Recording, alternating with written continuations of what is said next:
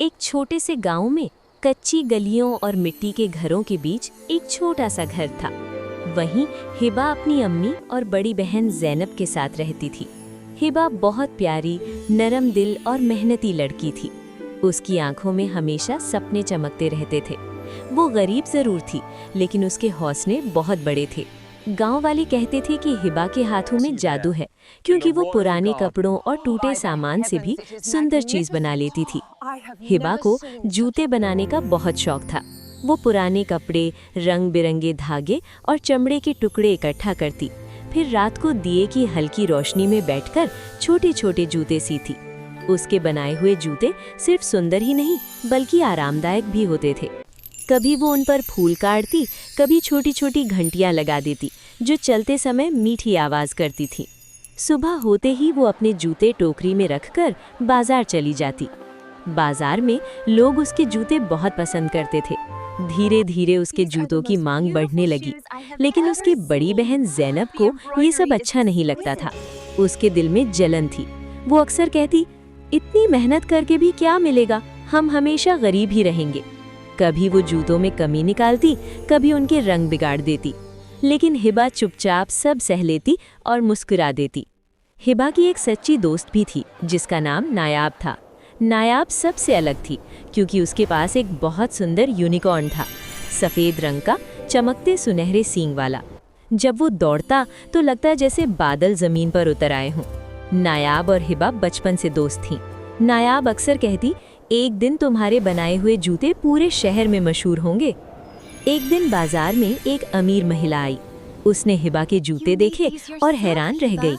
उसने पूछा, ये जूते किसने बनाए हैं?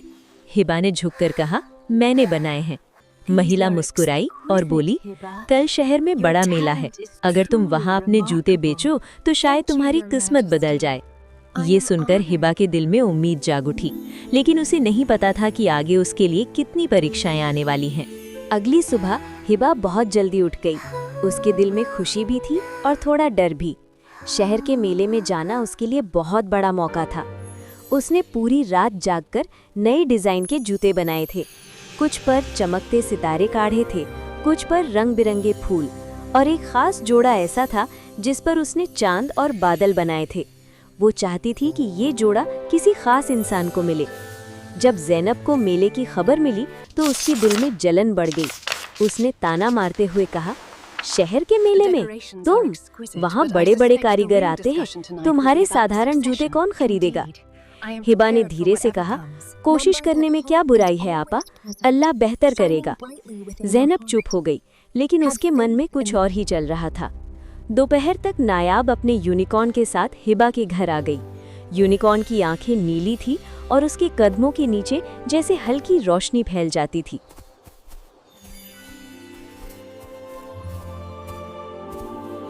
नायाब ने खुशी से कहा, मैं तुम्हें मेले तक छोड़ दूंगी, मेरा यूनिकॉर्न तुम्हारी टोकरी भी उठा लेगा, तुम थकोगी नहीं।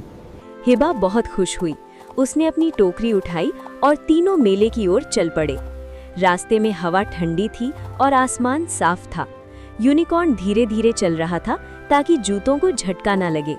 हिबा मन ही मन दुआ कर रही थी, लेकिन उन्हें पता नहीं था कि ज़ैनब चुपके से उनके पीछे आ रही है।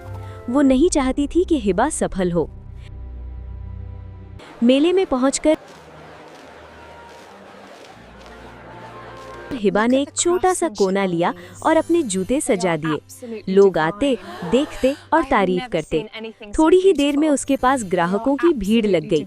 नायाब खुशी से ताली बजा रही थी। यूनिकॉर्न पास खड़ा सब देख रहा था। हिबा का दिल खुशी से भर गया। शायद सच में उसकी किस्मत बदलने वाली थी। लेकिन उसी भीड़ में ज़ैनब भी मौजूद थी और उसकी नजरें अच्छी नहीं थीं। मेले में हिबा के जूतों के पास भीड़ बढ़ती जा रही थी। लोग उसके काम की सफाई और सुंदरता की तारीफ कर रहे थे। एक छोटी बच्ची ने जब चांद और बादल वाला जोड़ा पहना तो खुशी से घूमने लगी। ये देखकर हिबा की आंखें भर आईं। उसे लगा उसकी मेहनत सफल हो रही है। तभी ज़ैनब भीड़ को चीरते हुए आगे आई। उसने चुपके से हिबा की टोकरी को धक्का दे दिया। कुछ जूते जमीन पर गिर गए और पास रखे घड़े से पानी टपककर एक जोड़े पर गिर गया। ज़ैनब ने ऊंची आवाज में कहा, अरे देखो, ये जूते तो कमजोर हैं, थोड़ी सी नमी से ही खराब हो गए। लोग रुक गए। कुछ ने शक की नजर से हिबा को देखा। हिबा का दिल दुखा, लेकिन उसने हिम्मत नहीं हारी। वो झुकी, जूते उठाए, साफ किए और मुस्कुराकर बोली, ये जूते हाथ से बने हैं, अगर ध्यान से रखे जाएं तो सालों चलेंगे। मैं अभी इन्हें ठीक कर देती हूँ। उसी समय नायाब ने अपने यूनिकॉर्न की ओर देखा। यूनिकॉर्न धीरे से आगे बढ़ा और उसके सुनहरे सींग से हल्की सी चमक निकली। वो चमक जूतों पर पड़ी तो वे पहले से भी ज्यादा सुंदर हो गए। उनके रंग और निखर गए। लोग हैरान रह गए। एक महिला बोली, ये तो सच में खास जूते हैं। दूसरी ने कहा, मुझे 2 जोड़े चाहिए। ज़ैनब ये सब देखकर चुप रह गई। उसकी योजना असफल हो गई थी। हिबा ने उसकी तरफ देखा, लेकिन उसकी आंखों में गुस्सा नहीं था, सिर्फ नरमी थी। उसने धीरे से कहा, आपा, आप भी मेरे साथ बैठ जाएं, हम मिलकर बेचेंगे तो ज्यादा फायदा होगा। ज़ैनब ने कुछ नहीं कहा, लेकिन उसके दिल में पहली बार हल्की सी शर्म आई। मेले में अब हिबा के जूते सबसे ज्यादा पसंद किए जा रहे थे, लेकिन असली आश्चर्य अभी बाकी था, क्योंकि शाम को एक खास मेहमान आने वाला था जो हिबा की जिंदगी बदल सकता था। शाम होने लगी तो मेले की रौनक और बढ़ गई। दिए जल उठे, रंग बिरंगी झंडियां हवा में लहराने लगी। तभी ऐलान हुआ कि शहर के मशहूर व्यापारी और कारीगरों के सरपरस्त हाजी साहब मेले में आ रहे हैं। ये सुनकर सब लोग संभल कर खड़े हो गए। दुकानदार अपनी अपनी चीजें ठीक करने लगे। हिबा का दिल तेजी से धड़कने लगा। उसने अपने जूते अच्छे से सजा दिए। नायाब ने हौसला देते हुए कहा, डर मत, तुम्हारी मेहनत खुद बोलती है। यूनिकॉर्न पास ही शांत खड़ा था। उसकी आंखों में भरोसा झलक रहा था। थोड़ी देर बाद हाजी साहब हिबा के स्टॉल के सामने आकर रुके। उन्होंने एक जोड़ा उठाया, उसकी सिलाई देखी, कपड़ा छुआ और मुस्कुरा दिए। उन्होंने पूछा, ये जूते किसने बनाए हैं? हिबा ने आदर से कहा, मैंने बनाए हैं हुजूर। हाजी साहब ने हैरानी से पूछा, तुमने ये सब खुद सीखा है? हिबा ने कहा, जी थोड़ा अम्मी से सीखा, बाकी खुद कोशिश की। उन्होंने एक और जोड़ा देखा जिस पर बारीक फूल काढ़े थे। वे बोले, इतनी सफाई कम ही देखने को मिलती है। अगर तुम चाहो तो मैं तुम्हें शहर में एक छोटी सी दुकान दिला सकता हूँ। वहाँ तुम अपने जूते ठीक से बेच सकोगी। ये सुनकर हिबा की आंखों में खुशी के आंसू आ गए। नायाब ने उसका हाथ पकड़ लिया। यूनिकॉर्न ने हल्की सी आवाज निकाली, जैसे वो भी बधाई दे रहा हो। लेकिन ज़ैनब ये सब सुनकर चौंक गई। उसके मन में जलन और पछतावा दोनों थे। उसे याद आया कि उसने कितनी बार हिबा को परेशान किया था। अब जब सब उसकी तारीफ कर रहे थे, उसे अपनी गलती समझ आने लगी। हाजी साहब ने कहा, कल सुबह मेरे दफ्तर आ जाना, मैं तुम्हारी मदद करूंगा। मेला धीरे धीरे खत्म होने लगा, लेकिन हिबा की जिंदगी का नया सफर शुरू हो चुका था। वापसी में चांदनी रात थी। यूनिकॉर्न धीरे धीरे चल रहा था। हिबा शांत थी, लेकिन उसके दिल में उम्मीद की रोशनी जल चुकी थी। उसे नहीं पता था कि अगली परीक्षा उसके अपने घर में उसका इंतजार कर रही है। अगली सुबह हिबा जल्दी उठ गई। उसने सादा कपड़ा पहना, अपने बनाए हुए कुछ अच्छे जूते साफ कपड़े में बांधे और नायाब के साथ हाजी साहब के दफ्तर चली गई। यूनिकॉर्न भी साथ था, लेकिन इस बार वो आम घोड़े की तरह चुपचाप चल रहा था, ताकि किसी को शक न हो। हाजी साहब ने वादा निभाया।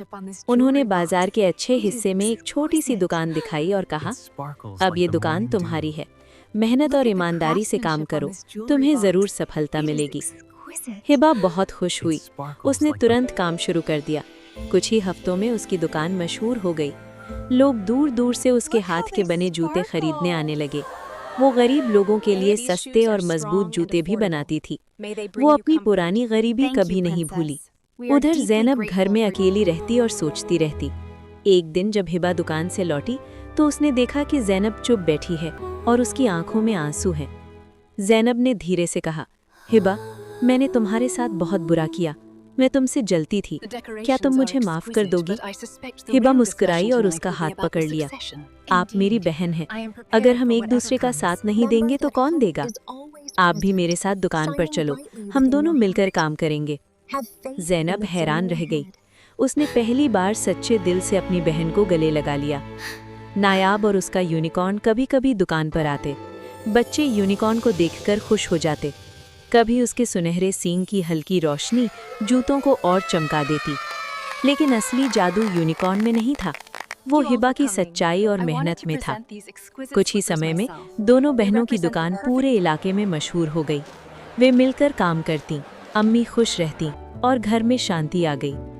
लोग कहते थे हिबा की जूतों में बरकत है, लेकिन सच ये था कि बरकत उसके सब्र, माफ़ी और मेहनत में थी। इस तरह एक गरीब लेकिन हिम्मती लड़की ने